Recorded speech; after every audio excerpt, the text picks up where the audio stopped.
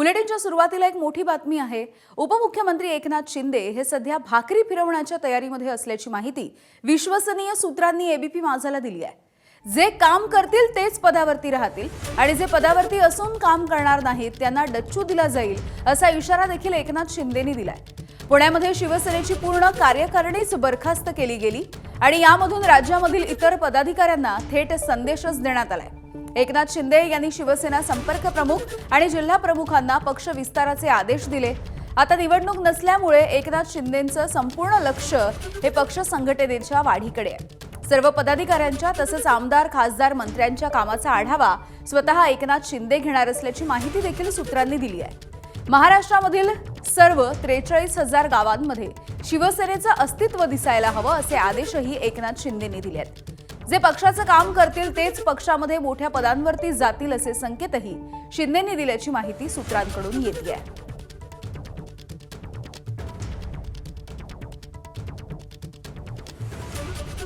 त्यामुळे उपमुख्यमंत्री एकनाथ शिंदे हे सध्या भाकरी फिरवण्याच्या तयारीमध्ये दिसत आहेत।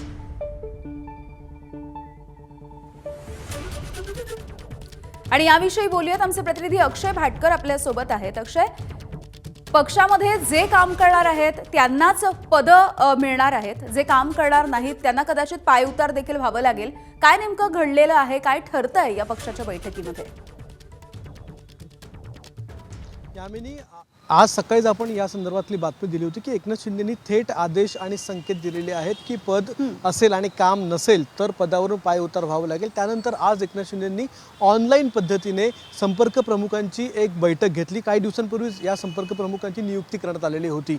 त्यांच्या नियुक्तीच्या नंतर आजपर्यंत म्हणजे गेल्या 8 दिवसांमध्ये या संपर्क प्रमुखांनी काय काय कामं केली याचा ताबडतोब आज आढावा हा एकनाथ शिंदे यांनी घेतला। कोणी किती बैठका घेतल्या, किती लोकांना भेटले, प्रत्यक्षातल्या लोकसभा मतदारसंघात गेले का, जिल्ह्यात गेले का, हे प्रत्येकाला वैयक्तिक त्यांनी विचारलं आणि थेट इशाराच दिला की आता आमदार मंत्री खासदार ही पदं विसरा आणि शिवसेनेचा कार्यकर्ता म्हणून कामाला लागा। जर काम केलं नाही तर त्या पदावर तुम्हाला राहता येणार नाही असा आज पुनरुच्चार एकनाथ शिंदे यांनी आजच्या बैठकीमध्ये केलेला आहे। महत्त्वाचं म्हणजे 2029 मध्ये ज्या निवडणुका येतील त्या निवडणुकांसाठी कदाचित मतदारसंघाची विभागणी होणार आहे, विभाजन होणार आहे। मग ते विभाजन लक्षात ठेवून आतापासून भाजपप्रमाणेच कामाला लागा। प्रत्येक मतदार यादीवर 2 BLA हे नेमायचे आहेत। त्या BLAंची नियुक्ती झाली का हे देखील आज एकनाथ शिंदेंनी विचारलं आणि त्यांची झाली नसेल त्यांनी खडसावलेलं आहे की लवकरात लवकर ती करायला हवी। BLAच्या मीटिंग घेण्यास सांगितलेले आहेत। महत्त्वाचं हे देखील आहे की या प्रत्येक संपर्क प्रमुखांनी घेतलेल्या मीटिंगचे अपडेट हे एकनाथ शिंदेंनी मागवलेले आहेत। मला प्रत्येक बैठकीचे फोटो पाहिजे, प्रत्येक बैठकीचं परीक्षण पाहिजे, काय बैठकीत घडलं ते मला पाहिजे आणि रोजच्या रोज याची अपडेट मला यायलाच हवी असं देखील एकनाथ शिंदे यांनी आज संपर्क प्रमुखांना खडसावून सांगितलेलं आहे। त्यामुळे मोठ्या पातळीवर शिवसेनेमध्ये संघटनात्मक बदल येणाऱ्या काळात होण्याची शक्यता सांगितली जाते।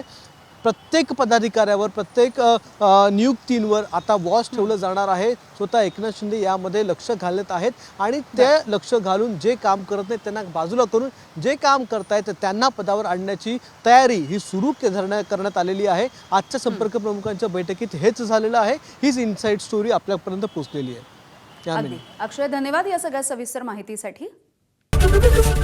एबीपी माझा, उघडा डोळे बघा नीट।